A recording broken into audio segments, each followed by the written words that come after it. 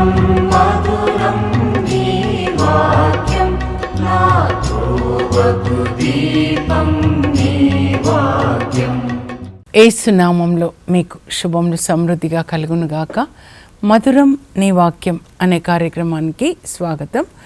ఈరోజు మనం ప్రభు కృపా సంవత్సరంలో 24వ అంశంగా ఎవరు పరలోకానికి వెళ్ళరు. మధురం మధురం నీ వాక్యం నా త్రోవకు దీపం నీ వాక్యం. నిన్న ధ్యానించుకున్నాము. అయితే 8 రకాలైన మనుషులు నరకానికి వెళ్తారు. అందులో 2 మనం ధ్యానించుకున్నాము, పిరికి వాళ్ళు, ఆ తర్వాత అవిశ్వాసులు. ఈరోజు మిగిలిన 6 ధ్యానించుకుందాము. అందులో మొదటిది ఏంటంటే హంతకులండి, పరలోకానికి వెళ్ళరు.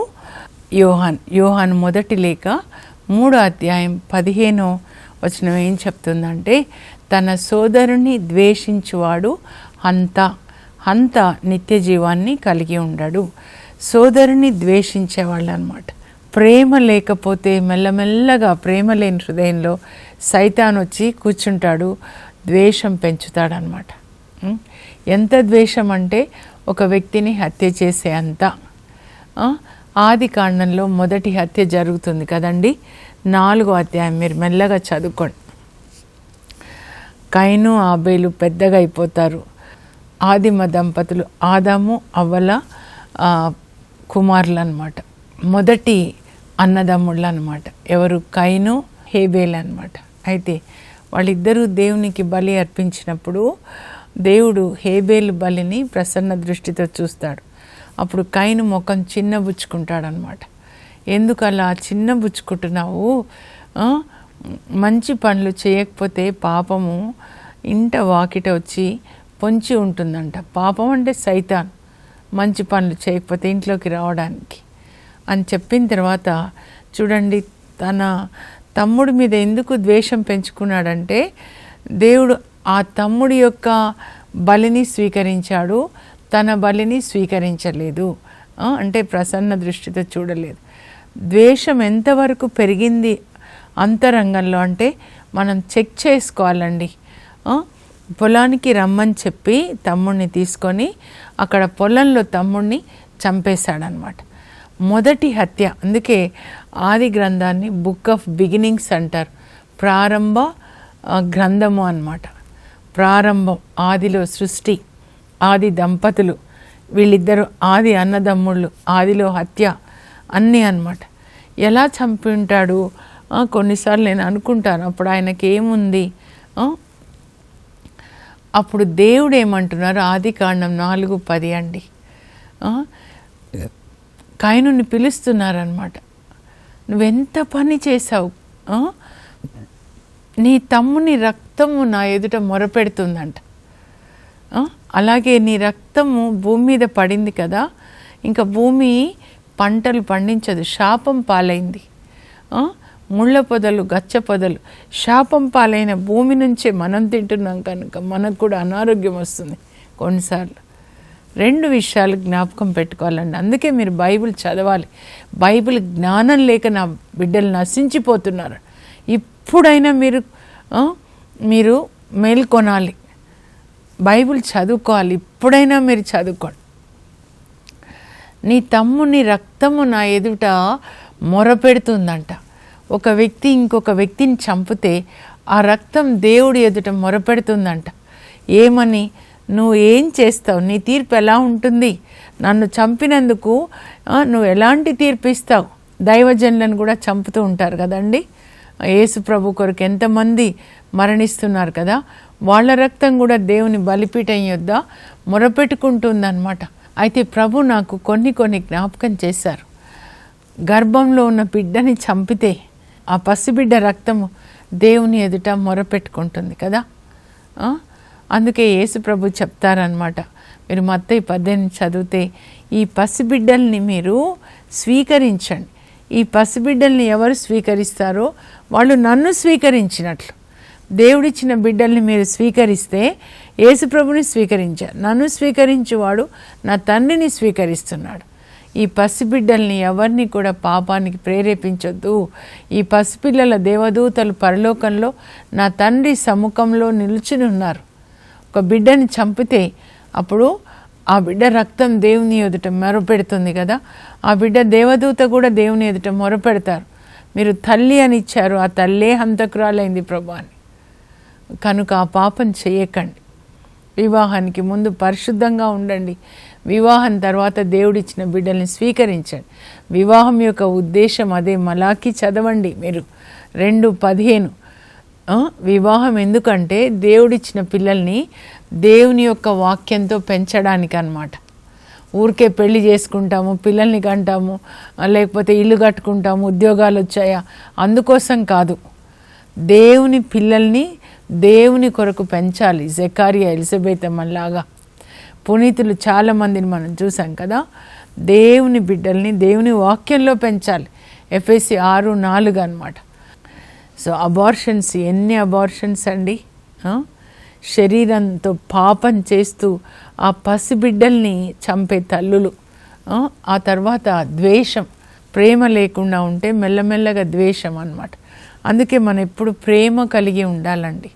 మన చుట్టూ ఉన్న వాళ్ళకి, అవసరంలో ఉన్న వాళ్ళకి మనం సహాయం చేస్తూ ఉండాలన్నమాట. అలా ద్వేషాన్ని పెంచుకున్న వాళ్ళు బైబిల్లో మనం చాలామందిని చూస్తామండి.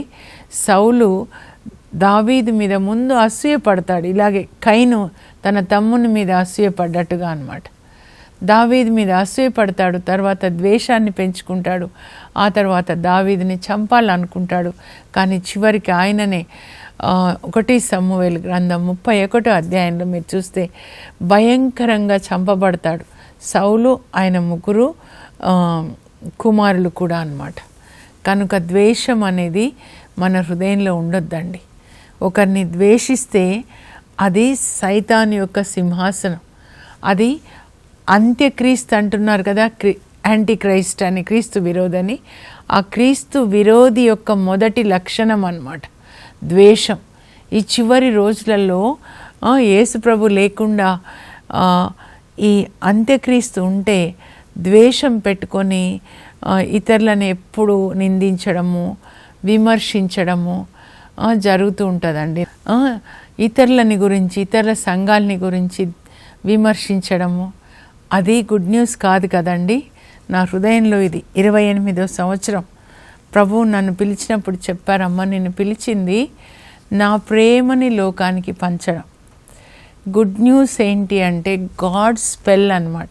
గుడ్ న్యూస్ అంటే దేవుడు ఏది చెప్పారో అది మాత్రమే మనం చెప్పాలి. యేసు ప్రభు ఈ లోకంలో పుట్టారు, లోక రక్షకుడు, నేను రక్షించడానికి, నన్ను రక్షించడానికి. ఇది శుభవర్తమానం.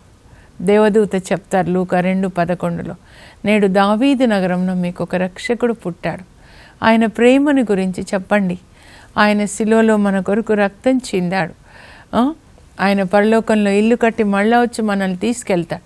యేసు ప్రభు ప్రేమని గురించి చెప్పడము. కొంతమంది మీరు నోటితో చెప్తున్నారు. ఇప్పుడు మదర్ తెరీసా సిస్టర్స్ లాంటి వాళ్ళు క్రియల ద్వారా చేస్తున్నారు.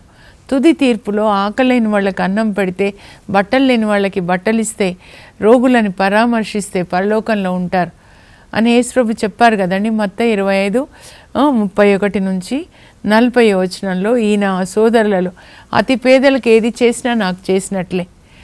అదే ఆ వాక్యం మీదనే మా యొక్క సేవని కట్టుకొని, ఆ వాక్యం పునాదిగా చేసుకొని యేసుప్రభు ప్రేమను మేము లోకానికి అందిస్తున్నామని చెప్తారు సిస్టర్స్. ఈ రోగులకి సేవ చేస్తున్నప్పుడు వాళ్ళలో యేసుప్రభుని చూస్తాం. అనాథల్ని మేము ప్రేమించినప్పుడు, ఈ చిన్న పిల్లల్ని చూసినప్పుడు బాలయేసు అనుకుంటాం. సేవ చేస్తున్నారు కదా. ఇతరులని విమర్శించడము అనేది పరిశుద్ధాత్మ ఉన్న వాళ్ళు చేయరండి. ఒకవేళ మీరు ఇలా ఉన్నారు చెప్తూ ఉంటారు, ఇలా ఉన్నారు, యేసు ప్రభుని ఆరాధించట్లేదు, ఇంకా మరియ తల్లిని ఆరాధిస్తున్నారు. ఒకవేళ మేము సరిగ్గా లేమనుకోండి, మీరు మా కోసం ప్రార్థించండి. పరిశుద్ధ ఆత్మ వచ్చినప్పుడు మనల్ని సంపూర్ణ సత్యంలోనికి నడిపిస్తారు. 90 ఏళ్ళలో పరిశుద్ధ ఆత్మ వచ్చిన తర్వాత మెల్లమెల్లగా నన్ను సంపూర్ణ సత్యంలోనికి మొత్తంగా వచ్చానని నేను చెప్పను, కొద్ది కొద్దిగా కొంచెం కొంచెంగా నా చేయి పట్టుకొని వాక్యం ప్రకారం అలా. అప్పుడు నాకు కూడా ఎవరు చెప్పినా నేను నమ్మలేదండి, నా కలీగ్ చెప్పేది, కానీ అప్పుడు కూడా నేను నమ్మలేదు. 14 years చెప్పింది, కానీ పరిశుద్ధాత్మ వచ్చినప్పుడు అప్పుడు నన్ను నమ్మించాడు. He will convict us of all the truth. ఆయన హీఈస్ ద బెస్ట్ టీచర్ మనలో ఉండి. కనుక మన అందరి కొరకు ఏం ప్రార్థించాలంటే అందరూ పరిశుద్ధాత్మని పొందాలి. అప్పుడు పరిశుద్ధాత్మ మనలోనికి యేసుప్రభు వాక్యాన్ని తీసుకొని వచ్చి మనకి అంతా బోధిస్తాడు. అప్పుడు అందరము దేవుని ప్లాన్ ఏంటంటే ఒకరి మీద ఒకరు బురద చల్లుకోవడం కాదండి. ఎఫెసీ 1:10 ఏం చెప్తారంటే మొత్తం ఈ విశ్వంలో ఉన్న అందరూ ఐక్యత కలిగి ప్రేమగా జీవించాలని దేవుని ప్రణాళిక అని చెప్తున్నారనమాట. కనుక ద్వేషించకూడదు. ఎఫెసీ 4 ఐక్యత గురించి మాట్లాడుతూ ఏమంటారంటే 31, 32 చదవండి, మీరు రాసుకోండి దయచేసి.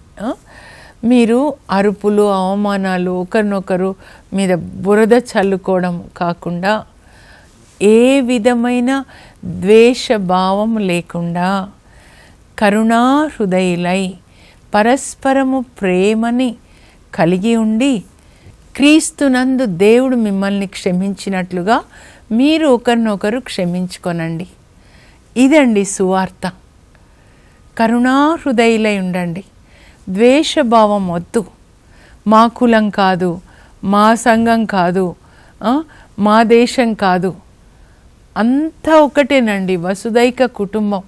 ఏ విశ్వాసంలో ఉన్నా మనలోనే ఇన్ని పోట్లాటలేంటి? వేరే వాళ్ళు అడుగుతారు, ఏంటండి ఇట్లా బురద చల్లుకుంటుంటారు మీరు అని. మనం కాదు, వాళ్ళు క్రైస్తవులు కాకపోయినా ఈ మతంలో లేరేమో, కానీ భూమి మీద ఉన్న మన అందరము ఒకే తండ్రి బిడ్డలండి, పరమాత్మ బిడ్డలు. మనందరిలో దేవుని యొక్క ఆత్మ, జీవాత్మ ఉంది కనుకనే జీవిస్తున్నాం. కనుక అన్నిటినీ అధిగమించి అందరినీ ప్రేమిద్దాం. ఆ తర్వాత హంతకులు పరలోకానికి వెళ్ళరు. ఒకటి శరీరాన్ని హత్య చేసేవాళ్ళు, మరి ద్వేషాన్ని పెట్టుకొని ఇతరులని ద్వేషించడం. ఈ ద్వేషం అనేది హత్య చేయడంతో సమానం అన్నమాట. అదే వద్దు అని చెప్తున్నారండి.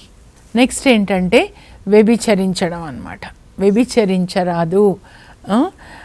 10 ఆజ్ఞలు తప్పకుండా మీరు ఇంట్లో పెట్టుకోవాలండి, ప్రతిరోజు వాటిని చదువుకోవాలన్నమాట. ఈ 10 ఆజ్ఞలు పరలోకానికి మొదటి మెట్ట అన్నమాట, బాలశిక్షలాగా. నెక్స్ట్ అష్టభాగ్యాలకి వెళ్దాం. 10 ఆజ్ఞలు దేవుడే బోధిస్తారు పాత నిబంధనలో ఇజ్రాయెల్ ప్రజల కంటే, అబ్రాహం పిల్లలకి అన్నమాట. నిర్గమకాండం 10 ఇది బాలశిక్ష.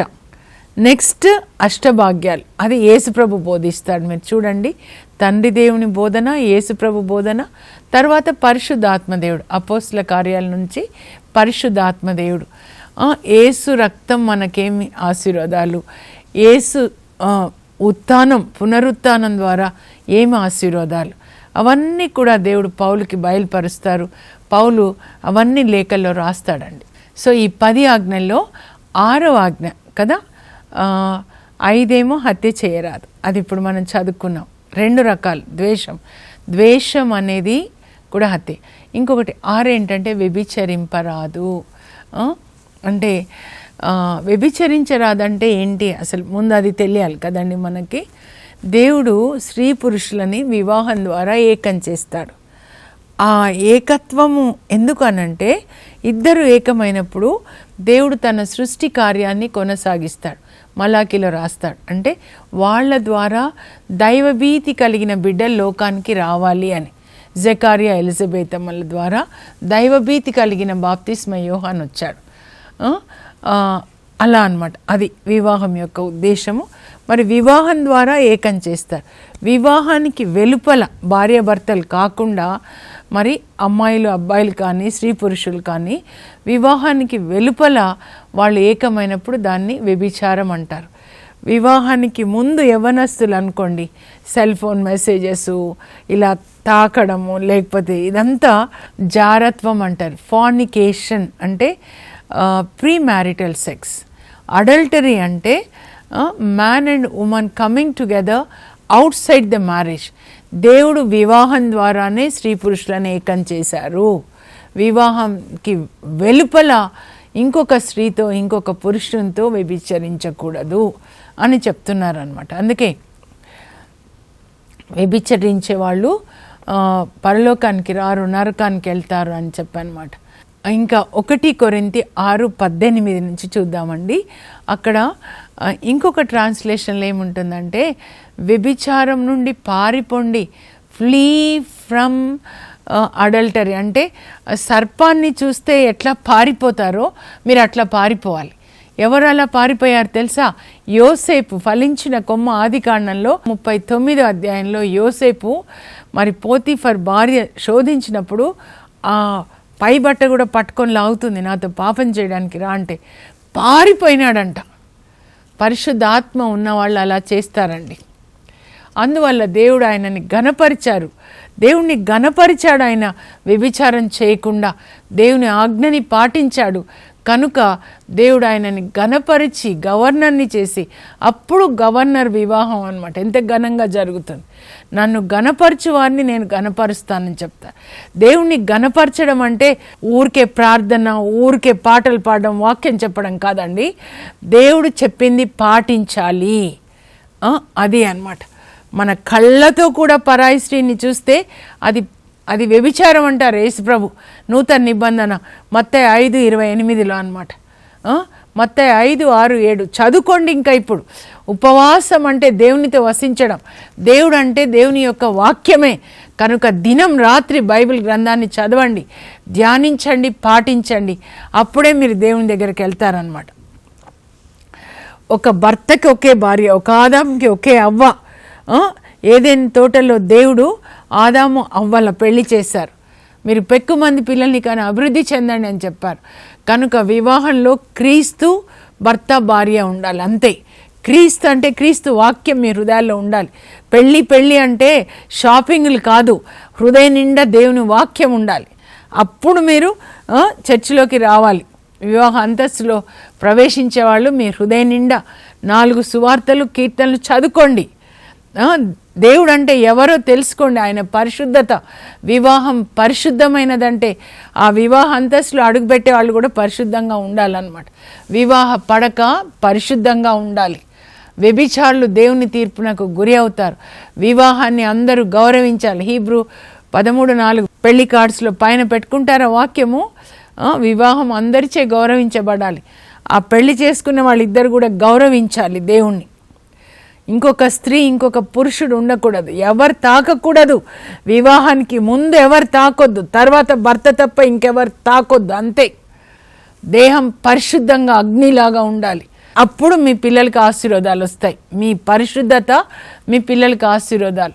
చాలాసార్లు నేను చెప్పాను, ఒక ఇల్లు 3 అంతస్తులో 4 అంతస్తులో కడితే పునాది స్ట్రాంగ్గా ఉంటే అప్పుడు ఆ ఇంట్లో క్రాక్స్ రాకుండా ఉంటాయి. ఫాల్టీ ఫౌండేషన్ అనుకోండి, అప్పుడు క్రాక్స్ వస్తాయి. తల్లిదండ్రులు పరిశుద్ధంగా లేకుండా ఉంటే మీ పిల్లలు ఆ పాప ఫలాన్ని, మీ పాపాన్ని వాళ్ళు అనుభవించాల్సి వస్తుంది అన్నమాట. కనుక పరిశుద్ధంగా ఉండండి. ఇంకా ఆ తర్వాత మాంత్రికులు అన్నమాట. మీరు మంత్రతంత్రాలు ఉపయోగించొద్దు, జ్యోతిష్లని సంప్రదించకుడు, భూతములను ఆవాహనం చేయింపకుడు. ద్వితీయోపదేశకాండం 18:10 మీరు చదవండి. అలాగే లేవియ కాండం 19 తప్పకుండా మీరు చదవాలి. నిర్గమకాండం 23వ అధ్యాయం కూర్చొని చదవండి. మీరు పరలోకానికి వెళ్ళాలంటే చదవాలి, పాటించాలి. అక్కడ ఏమని ఉంటుందంటే మీరు మంత్రతంత్రాలు ఉపయోగించొద్దు, వాళ్ళ దగ్గర వెళ్ళొద్దు. మంత్రగాళ్ళ దగ్గరికి వెళ్తే ఆ తాయెత్తులో భూతాలని దయ్యాలని పెట్టి ఇస్తారనమాట. కనుక మీరు అక్కడికి వెళ్ళకూడదు. అయినా కూడా వెళ్తాడండి. ఎవరు? సౌల్ రాజు అనమాట. ఇజ్రాయేలు రాజు అండి, మొదటి రాజు ఆయన. అయితే యుద్ధానికి వెళ్ళే ముందు దేవుని యొక్క దైవజనులని సంప్రదించవచ్చు కదా, యాజకులని సంప్రదించవచ్చా? కానీ ఎండోరు మాంత్రికురాల దగ్గర వెళ్తాడండి. ఇది కూడా మీరు చదువుకోండి, నేను చెప్పినవన్నీ. 1 సమూయేలు గ్రంథం 28వ అధ్యాయం అన్నమాట. ఆయన అసలు రాజైన దగ్గర నుంచి దేవుని చిత్తం చేయడండి. సమూవేలు ప్రవక్త అభిషేకిస్తే రాజు అవుతాడు. తర్వాత ఆ ప్రవక్త చెప్పిన వినడు. కానీ దావీదు ఏంటంటే దావీదును కూడా సమూవేలు ప్రవక్త అభిషేకిస్తాడు, కానీ ఆయన ప్రవక్త చెప్పింది వింటాడండి. సమూవేలు ప్రవక్త తర్వాత నాతాన్ ప్రవక్త, గాదు ప్రవక్త, ఆ తర్వాత యాజకులు అంతా వాళ్ళు చెప్పిన ఈయన వింటాడనమాట. కానీ ఈయన వినకుండా మాంత్రికురాల దగ్గరికి వెళ్తాడు. ఏదైనా చచ్చిపోయిన వాళ్ళ భూతాలని పిలిపించి నాకు రేపు ఫిలిస్తీన్ల యుద్ధంలో జయం వస్తుందా అని ఆ మాంత్రికురాలు అంటుంది, ఎవరిని పిలిపించాలి అని. అప్పుడు ఆ సమూవేలు ప్రవక్త వస్తాడు. ఈమెం పిలవదండి, ఈమె అధికారంలో ఏమీ లేడు సమూవేలు ప్రవక్త, కానీ దేవుడే ఆయనను పంపిస్తారనమాట. పరదేశంలో రెస్ట్ తీసుకుంటుంటే ఆయన వచ్చేసి చెప్తాడు, ఇంకా ఎందుకు నన్ను ఇట్లా బాధ పెడుతున్నావు, నేను నీకు ముందే చెప్పాను. 1 సమూయేలు 15లో ఆ యుద్ధానికి వెళ్ళినప్పుడు అమాలేకుల మీద ఆ రాజుని చంపలేదు, అన్ని జంతువులను చంపమంటే నువ్వు చంపలా. నువ్వు దేవుని మాట వినలేదు కాబట్టి దేవుడు నీ రాజరికాన్ని తిరస్కరించాడు. నువ్వు రేపు యుద్ధానికి వెళ్తే అక్కడ మరణిస్తావు, అంటే నన్ను చేరుకుంటావు, రేపు ఈ టైంకి నువ్వు నన్ను చేరుకుంటావు అని చెప్తాడు.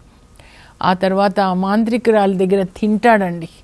అక్కడంతా మంత్రతంత్ర శక్తులతో నింపబడిన ప్లేస్లో ముందు ఆయననే రాజు అయినప్పుడు మాంత్రికులను దేశం నుంచి వెళ్ళగొడతాడు. చివరికి ఎంత పతన స్థితి అంటే అర్ధరాత్రిలో మారు వేషంలో మాంత్రికురాల దగ్గరికి వెళ్తాడు. చీకటి పనులు చేసేవాళ్ళు అలాగే వెళ్తారు, చీకటిలో వెళ్తారనమాట. ఆ తర్వాత యుద్ధానికి వెళ్తాడు. ఘోరమైన మరణం అండి. చుట్టూ కూడా ఫిలిస్తీన్లు ఆయనను చుట్టుముట్టినప్పుడు తన సెక్యూరిటీ గార్డ్ అంగరక్షకుని చెప్తాడు, ఈ సున్నతి సంస్కారం లేని వాళ్ళు నన్ను చంపకముందే నువ్వు నన్ను చంపంటే ఆయన నేను ఆ పని చేయలేను. తన కత్తిని తను నేల మీద పాతుకొని దాని మీద పడి చచ్చిపోతాడండి. తర్వాత ఎంత ఘోరమైన మరణం. ఆయన అన్నీ దోచుకొని, ఆయనవి 3 కొడుకులవి, ఆయన తలని నరికేస్తారా, ఆ మొండాన్ని వాళ్ళ నగర ద్వారాలకి వేలాడగడతారు. ఎంత అవమానం చూడండి. కనుక మీరు ఎప్పుడు అలా సంప్రదించకూడదు. మీరు బైబిల్ చదువుతూ ఉండండి, దేవుడే మీతో మాట్లాడతారు, చేయి పట్టుకొని నడిపిస్తారు. మనల్ని రక్షించే దేవుడు, క్రమశిక్షణ మనకి నేర్పిస్తాడు, మనల్ని దీవించే దేవుడు యేసు ప్రభు. ప్రార్థన చేసుకుందాం. పరలోకపు మా తండ్రి, మీ పరిశుద్ధ నామమునకు స్తోత్రం కలుగును గాక. ప్రభా, మీరు హత్య చేయరాదు, ఏ రకమైన ద్వేష భావము ఉండకూడదని చెప్తున్నారు. అందరినీ ప్రేమించే కృపని మాకు దయచేయండి ప్రభా. నాయనా, మాలో ఇంకా ఎవరి పట్లైనా ద్వేషం ఉంటే దాన్ని మా నుంచి తొలగించి మీ ప్రేమతో నింపండి. యేసయ్య, మీరు అందరినీ ప్రేమించారు, ఎవరిని ద్వేషించలేదు ప్రభా. మేము కూడా అలా ప్రేమించడానికి మీ ప్రేమతో మమ్మల్ని నింపండి.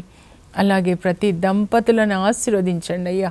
పెళ్లి రోజున వాగ్దానం చేశారు ప్రభా, చివరి వరకు నమ్మకంగా ఉంటానని. ఇంకా ఎవరైనా భార్యకి భర్తకి ద్రోహం చేసి ఉంటే ప్రభా, ఇంకా వాళ్ళు ఆ వ్యభిచారంలో చిక్కుకొని ఉంటే ఇప్పుడే ఆ కట్లు తెగగొట్టండి. తప్పిపోయిన కుమారుడు వచ్చినట్లుగా నైనా తిరిగి మళ్ళీ భార్య దగ్గరికి రావడానికి, భర్త దగ్గర రావడానికి ప్రభా కృప చూపించండి. కుటుంబాల్ని కట్టండి ప్రభా. వాళ్ళకి ఇచ్చిన బిడ్డల్ని ప్రేమగా దైవభీతితో పెంచే కృప దయచేయండి. ప్రతి ఇంట్లో మీరు ఉండండి యేసయ్య. జక్క ఇంటికి వచ్చినట్లుగా ఈ కుటుంబానికి రండి, కుటుంబాన్ని సరిచేయండి. భార్య భర్తలు ప్రేమగా ఉంటూ పిల్లల్ని ప్రేమతో దైవభీతితో బైబిల్ వాక్యాన్ని బోధిస్తూ పెంచే కృపని మీరు దయచేయండి. ఎవ్వరు కూడా ఏ మాంత్రికుల దగ్గరికి వెళ్ళకూడదు. ఒకవేళ వెళ్ళుంటే క్షమించండి. వాళ్ళ ఇంట్లో ఏమన్నా తాయెత్తులు కానీ ఇంకా వేరే ఏమైనా ఉన్నట్లయితే అవన్నీ కూడా వాళ్ళు పడేయుదురుగాక ప్రభా. వాటిని మీ దేవదూతల ద్వారా బయట పారవేయమని అడుగుతున్నాం. ఆ మంత్రతంత్ర శక్తుల ప్రభావం నుంచి విడుదల కలుగును గాక యేసయ్య. మీ పరిశుద్ధ నామంలో అడుగుచున్నాం తండ్రి, ఆమెన్. అందరూ భార్యాభర్తలు మీరు ప్రేమగా నమ్మకంగా ఉండండి. పిల్లల్ని దైవభీతితో పెంచండి. మీరు పరిశుద్ధంగా ఉండండి. ఆ తర్వాత ఈ మంత్రతంత్ర శక్తులు ఏవి కూడా దేవుని వాక్యం పెట్టుకోండి ఇంట్లో. అవన్నీ నోటితో చెప్పుకోండి, సిలువ పెట్టుకోండి. యేసు ప్రభు నా కొరకు ఇలా త్యాగమై మరణించాడు అని ఆ సిలువ మనకి జ్ఞాపకం చేస్తుంది, ఆయన త్యాగ బలిని. మీరు చదవండి బైబిల్ గ్రంథాన్ని, దేవుడు చెప్పినట్లుగా ఆ వాక్యాన్ని మీరు పాటించండి. అప్పుడు ఒకరోజు అందరం పరలోకంలో ఉంటాం. God bless you. Have a blessed day.